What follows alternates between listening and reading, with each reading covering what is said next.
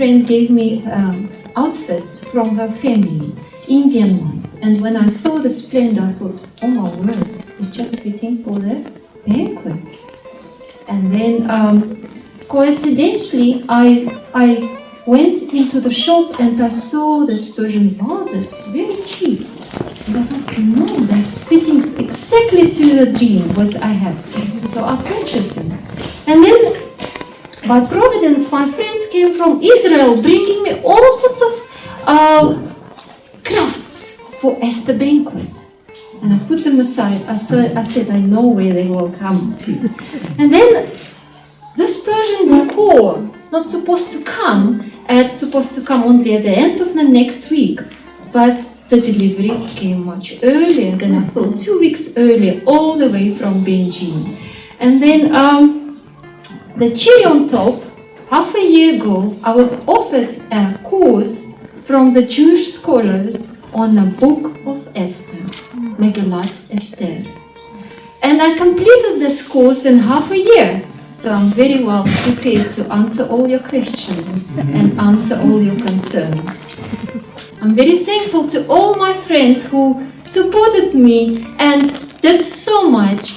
Monique prepared the invitation and supported from technical side. Tracy doing photography, and Giselle did lots of decoration. All my friends who brought food and other decor, thank you very much. Thank you that you came and want to be part of it. I'm so honored for you to be here. So my dream can come through, that you can enjoy yourself and be merry. And the last but not at least, I want to thank my husband and my son who supported me and always go along with all adventures that come into my mind. Doesn't matter whatever I come up, they're always there to support me. Thank you very much. Thank you, thank you. Let's celebrate God's faithfulness on a book of Esther. And let's read through the book of Esther at the end of the celebration with a new look. I want you to change your perspective on the book of Esther.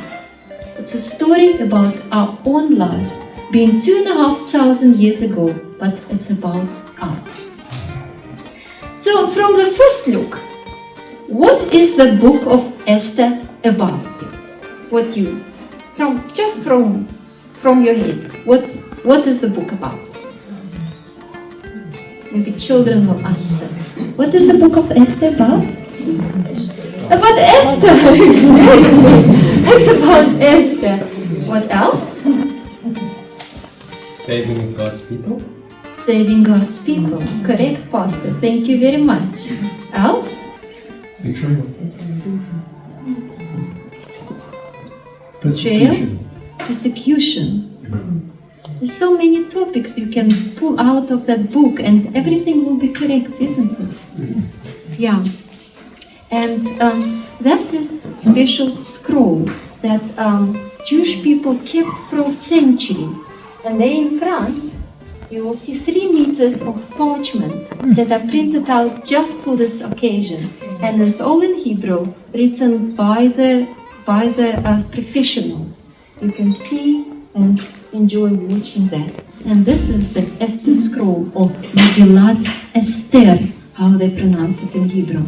Megillat Esther is the small scroll. Megillat is the small scroll. Why it's small? Because you can't compare it with the scroll of Isaiah, which is 66 chapters, and Megillat Esther only 10 chapters, and the 10th chapter is very, very small. So it's 3 meters. Can you imagine how long the scroll of Isaiah is? Mm-hmm. So that's why it's called a little scroll, Megillat. Mm-hmm. So this is the textbook for our lives. Mm-hmm. And this is a historical, dramatic book. You can make beautiful theater pieces of it, isn't it? Mm-hmm. And you know we have in the cinema and production beautiful pieces done on the Megillat Esther, on Esther's story, and you can find it online a lot. So, but the main wonder, as the Dr. Emmanuel said, It's not everything what's happening there miraculously.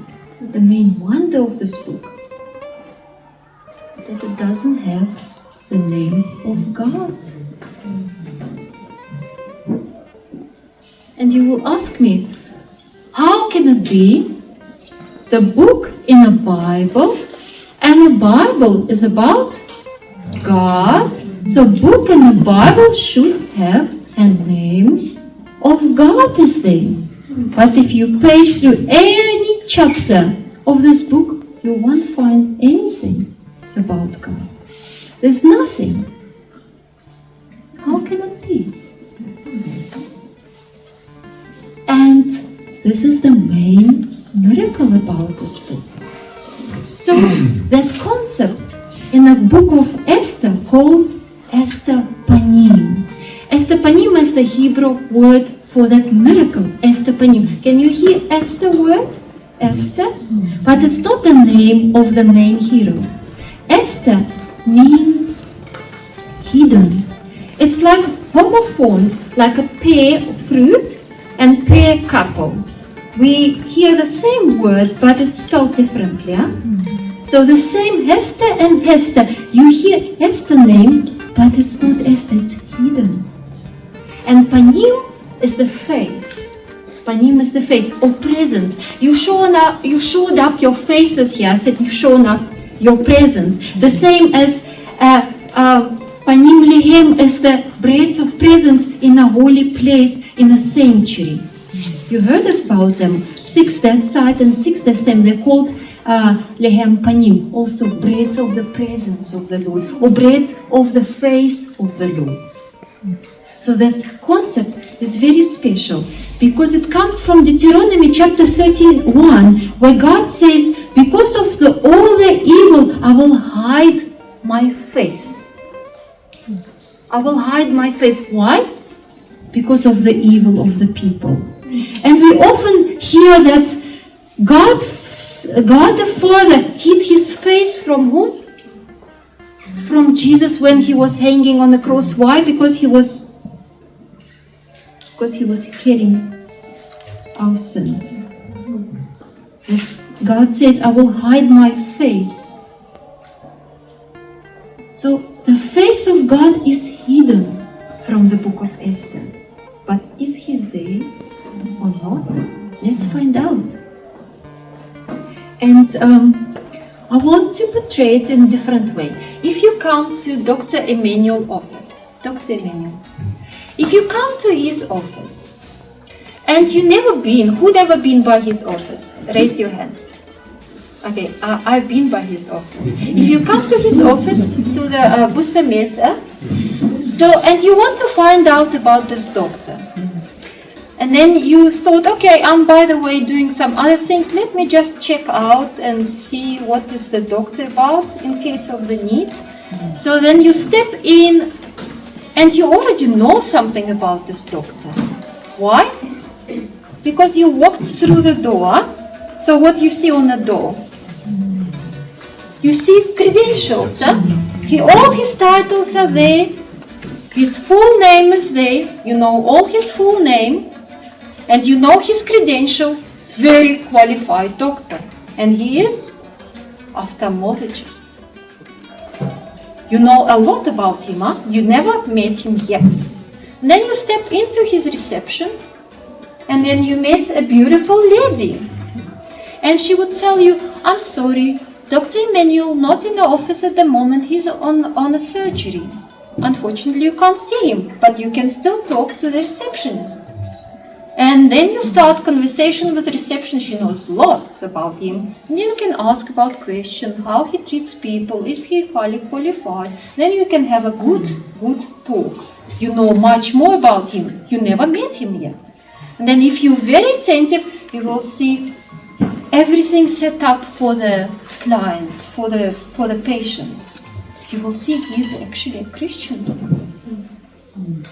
And moreover, for our church, you will see Adventist journals on the table. Is it true, doctor?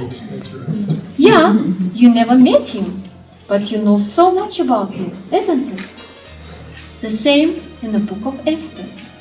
You might not meet God by name like that, but you meet Him in everything, in every page of the book.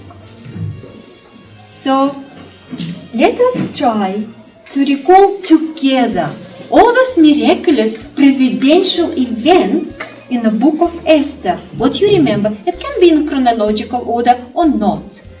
And then we will see how God actually orchestrates everything from the behind the scene.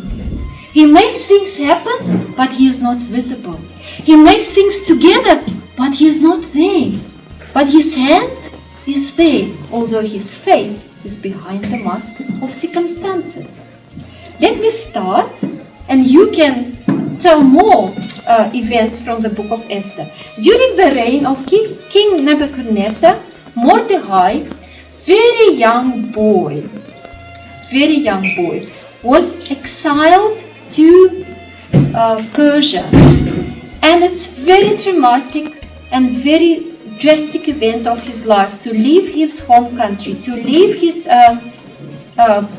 relatives, friends, because he's a royal and from the royal tribe, all the royal's children been taken to the royalty other side.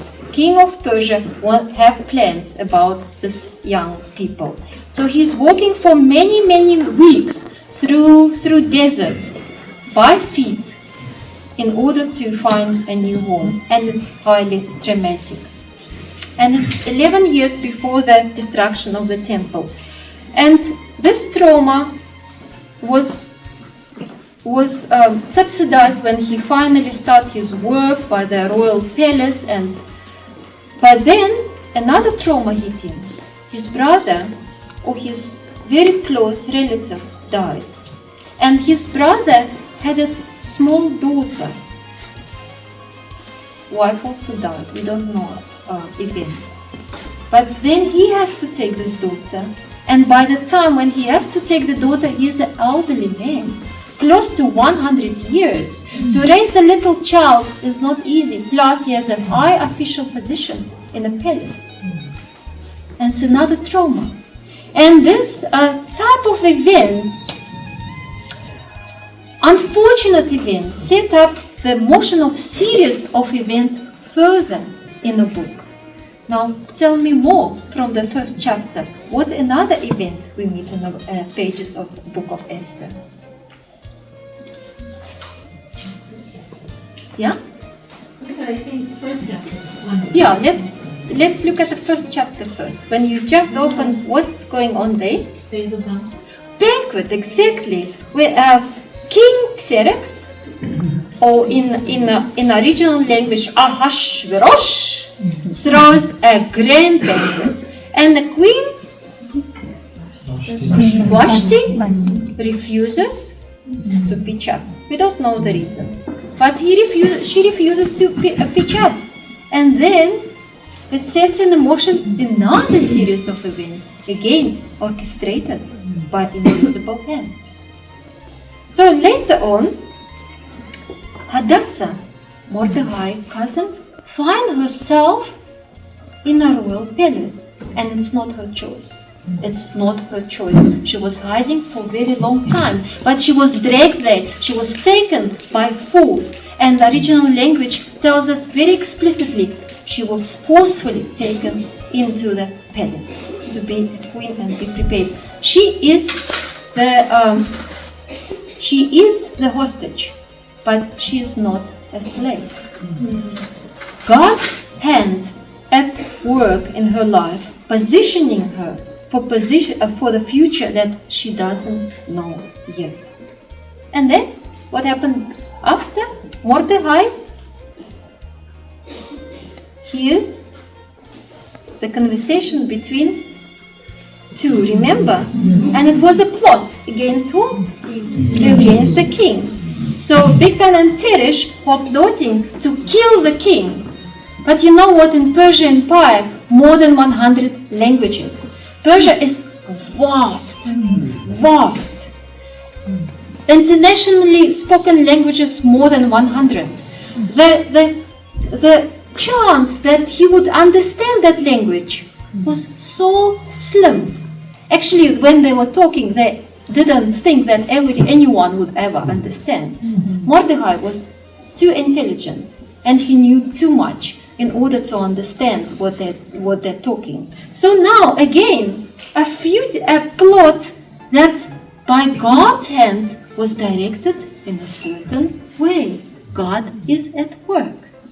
And then Mordecai finds Haman is plotting again, but now it's a bigger plot against all the Jewish people in the empire. And again, he was there.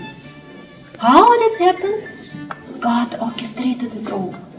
He is behind the scene. And then night comes, and the king can't sleep. He suffers from insomnia. So what he can do? Oh, many things he can do.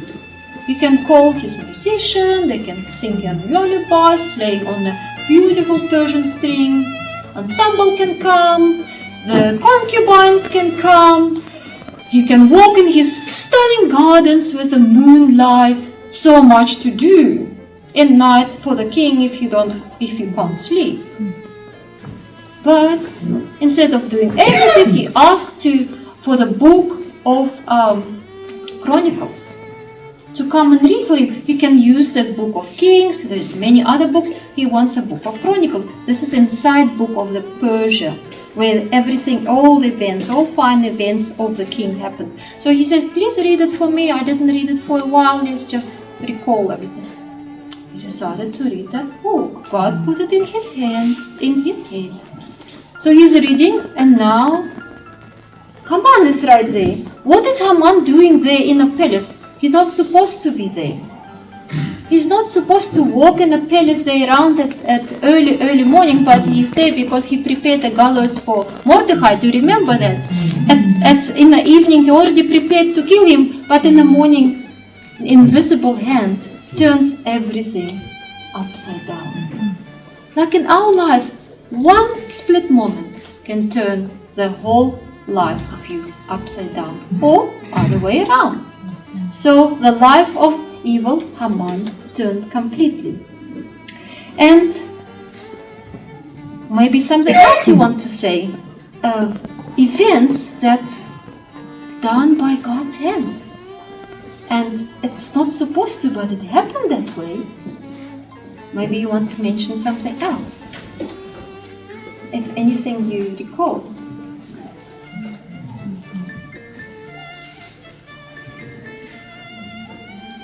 Esther doesn't wait. You know, when plot been made against the Jewish nation, still 11 months until the this is more royalty arrived. Let's just clap the hands.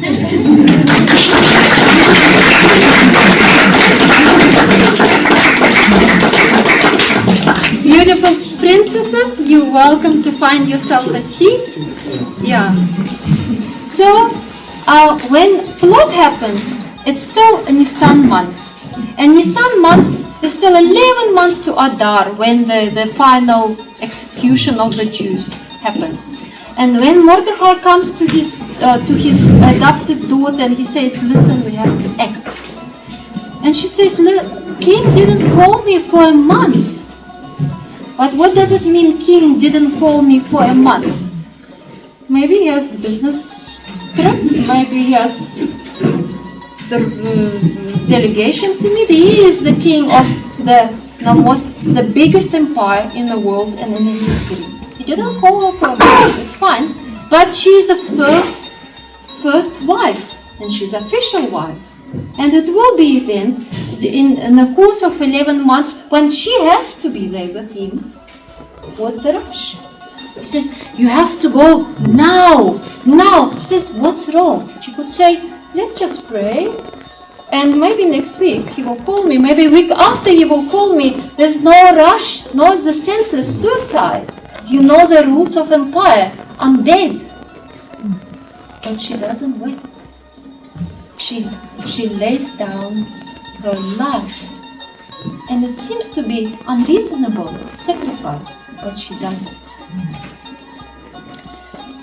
And the conflict of this book between these two heroes.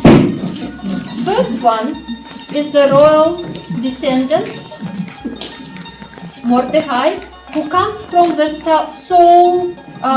Saul dynasty. He is the royalty.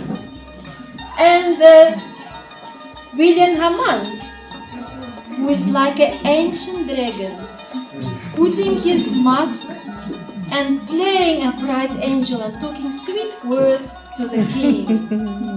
King, can you rise, please? Thank you. The evil Haman. Evil Haman is a all the laughs, eh? So he's playing his role, and he has one goal in life: to deceive and to kill God's people. He could just be aggressive against Mordecai because Mordecai is not bowing down to him. But no, one Mordecai is not enough.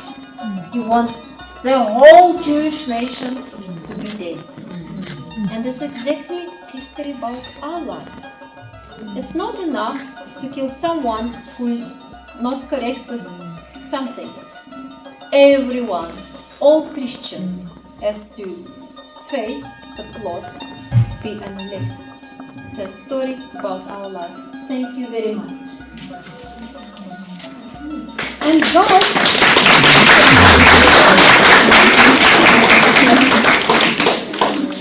And God like a superhero in this book, invisible and not recognizable under the mask of circumstances, orchestrating everything behind the scene.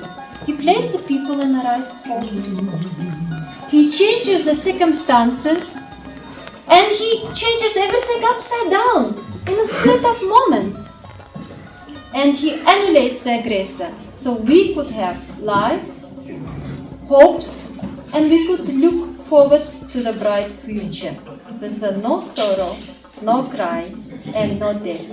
And it's a story, metaphor about our lives, about our future and our circumstances in our lives. Are you agree with me? God is an invisible superhero that orchestrating your lives, your future, your step on every single day, on every single moment, because He sees how to get you there. So after this banquet, and after you coming back and reading the Megillat Esther, I want you to say with me, Lord, you're not hidden behind the mask from me. And you know, we put a mask, and you see lots of masks on the table. We don't put a mask to be seen from far away, isn't it? We're putting a mask if we're close by, we're just hiding our face. The same God, He's not far. He's on a stretch hand. He's right there. He's just behind the mask of circumstances. He's orchestrating your lives behind the scene. After that, I want you to tell Lord, I see your face clearly. I see your face distinctly every single moment of my life. Your invisible hand is tangible for me. And I feel it on me. I can trace every letter that you gracefully with your handwriting, writing on my destiny. And every brush stroke of your beautiful masterpiece is my life. I can watch it. I see it. I don't need to step even far to see this beauty, but I know you're writing my life and you're painting every single day of my life in order to prepare me for something big and something great. And in conclusion, I want to tell you that we all, you and me, need discernment like Mordecai. We need courage and tactful diplomacy like a Queen Esther. We need oneness and prayerfulness like an all Jewish nation together for their destiny. King loves his bride. He loves you.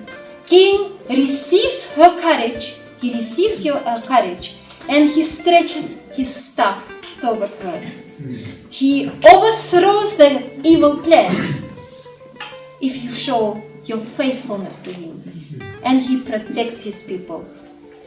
Like Esther, not just because her uncle told her to do this suicide step, not because of that she put down her life, not because of that. It's her own choice.